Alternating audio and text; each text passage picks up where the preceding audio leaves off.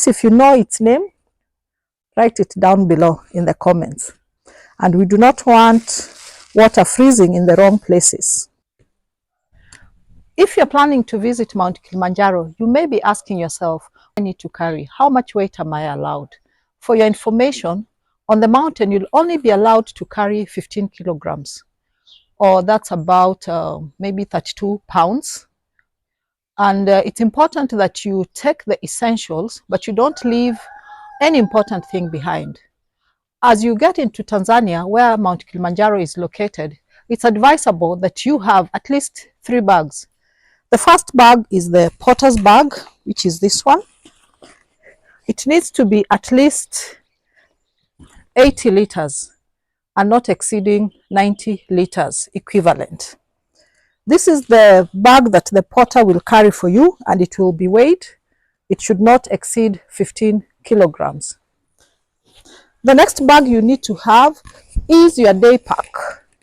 This is the bag that you, the hiker, will be carrying up the mountain, and it's advisable that it's not too heavy, because if it is too heavy, it will slow you down. And one of the important components of this bag is for you to have your water supply, and in this case you'll need a water bladder which can carry up to 3 liters of water. This bladder is capable of holding the water for a long time, and in my own experience, I would carry a minimum of 2 liters to just minimize the weight.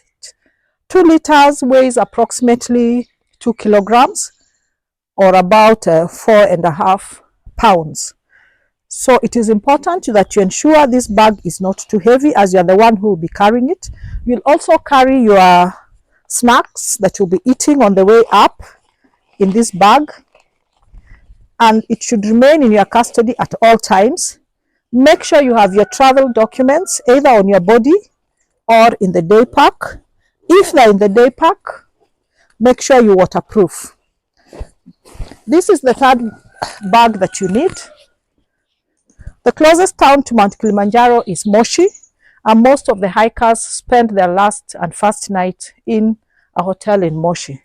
So in my case, this was my third bag that I left in the hotel. What do I mean by left in the hotel? When you arrive in Tanzania, you are probably wearing clothes that you don't need on the mountain. And after the hike, you may go for another safari, or you may decide that you want to turn back. So you need to make sure that all your extra clothes for before the climb and after the climb are left in the hotel in a third bag. If you're traveling from a different continent, you may require a bigger bag. For example, you could have a box like this one, or a suitcase. And in that case, that is the bag that will be left in the hotel.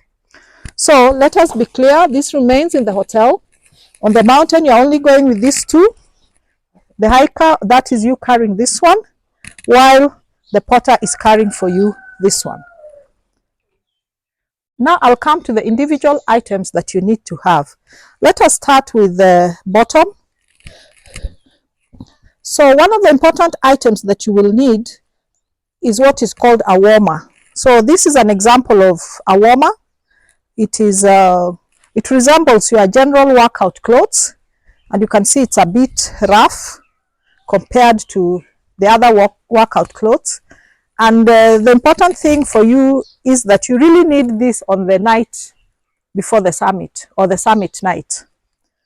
So ensure you have a warmer, and it comes with its complimentary top. These clothes are unisex, so they can be worn by anybody. So this is what you'll wear next to your body on the summit night. And if you feel cold, you can actually wear them on a different day. So you need at least one pair of warmers. So the next important item is what you'll wear on the upper part of your body. And you'll need at least 7 of these outfits. These are light and quick dry tops, which you'll wear. You need at least 7 of them. So these are a number. These are just 3 I'm showing you, but you need at least 7. For sleeping, you need to be very warm. An important item that may be forgotten are your feet. You need these really warm socks for your feet. If you can't get warm socks, then carry a pair of sports shoes that is clean, so that you can sleep in them, so that your toes don't freeze. The important other item for sleeping is this lined trouser, and just one is enough for the entire trip. This is purely for sleeping purposes. For sleeping, you will also need this top.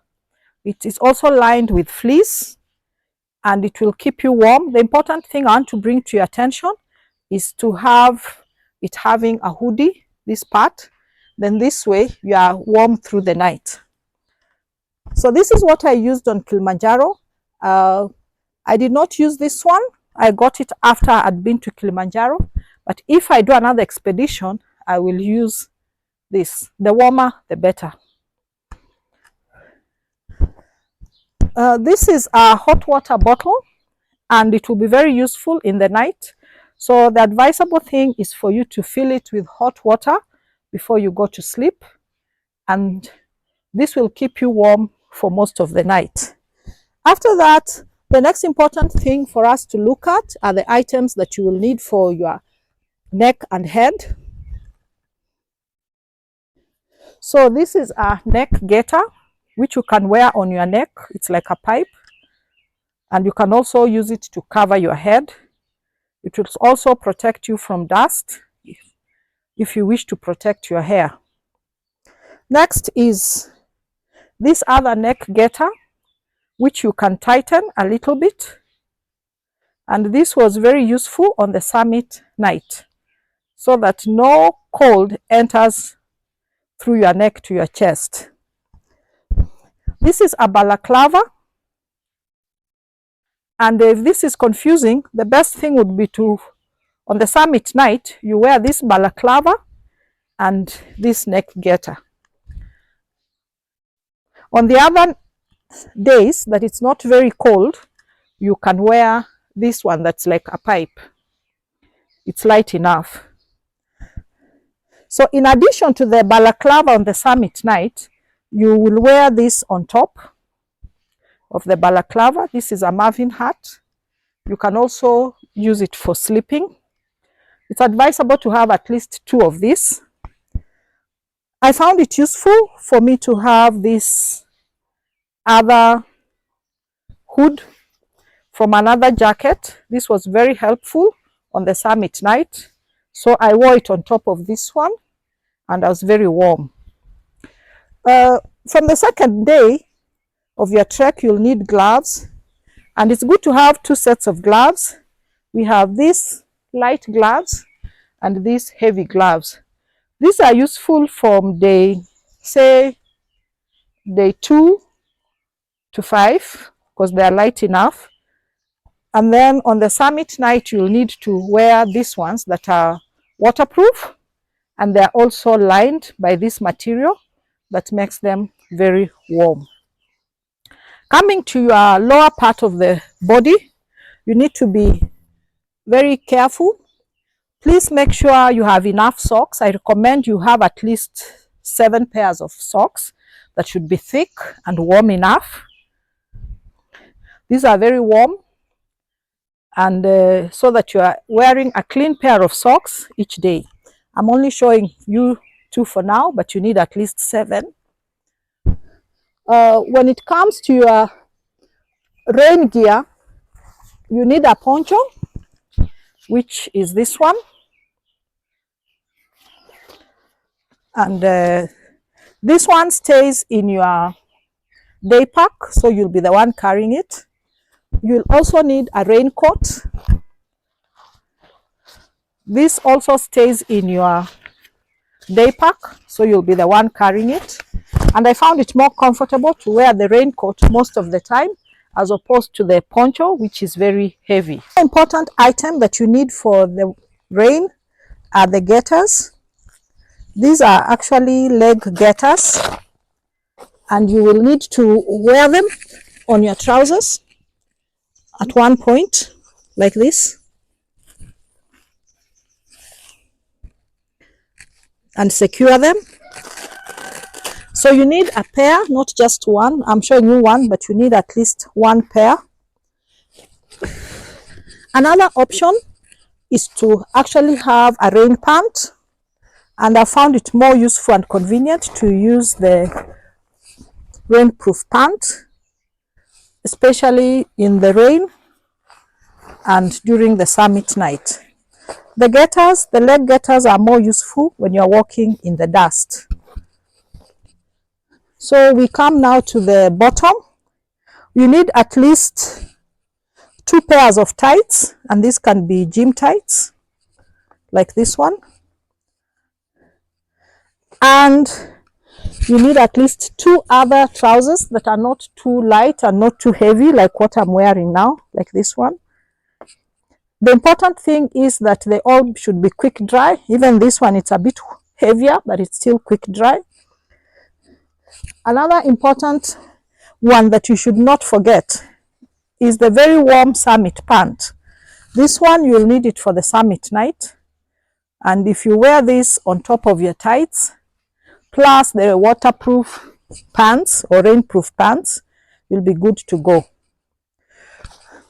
Finally, we come to the jackets.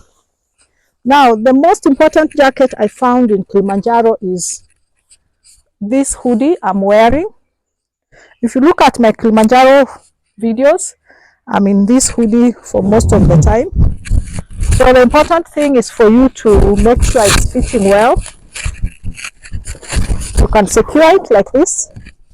If you already have a balaclava or a neck gaiter, you'll be very warm. Then you wear other jackets on top. So this is again quick dry. So for the first few days, at least 3 days, you need this light jacket. It's also lined by a waterproof material, so it will protect you from light rain. And actually, this is the jacket I wore most of the time. For the summit night, you need a very warm jacket. This is an example.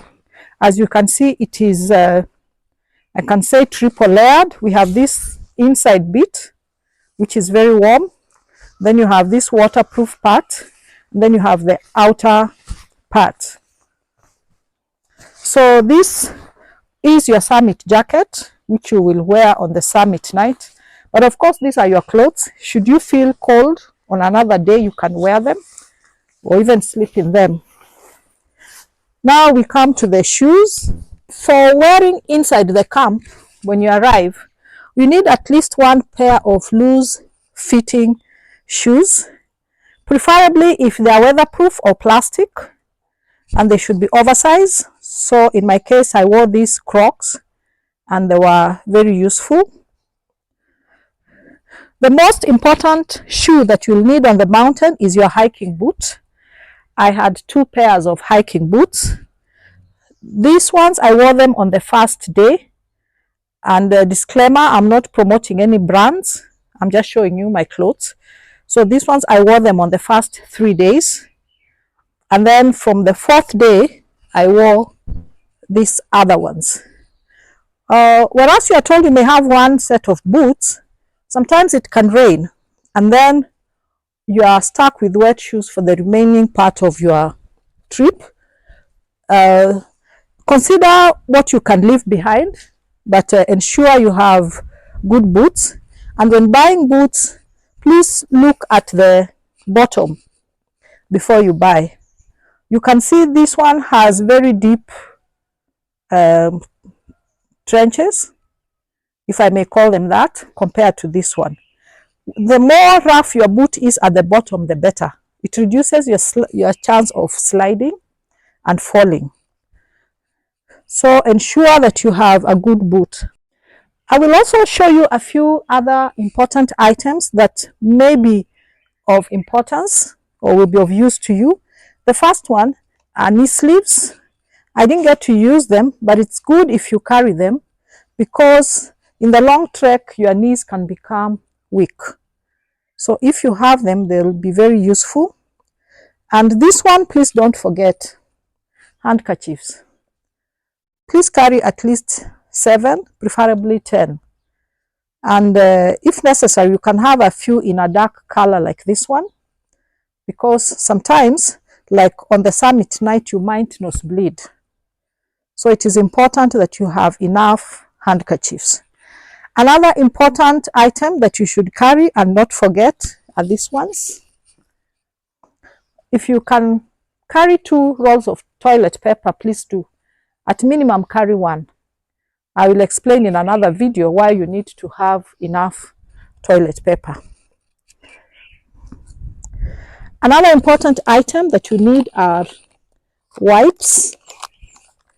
These are wet wipes, which you will use from time to time, but they'll be very important in the base camp, as there's no water in base camp. This item, your headlamp, should always be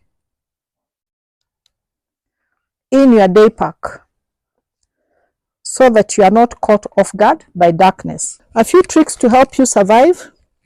Please remember to carry a small towel or a face towel or a flannel. This one is what you'll be using for bathing, and I'll explain this in another video.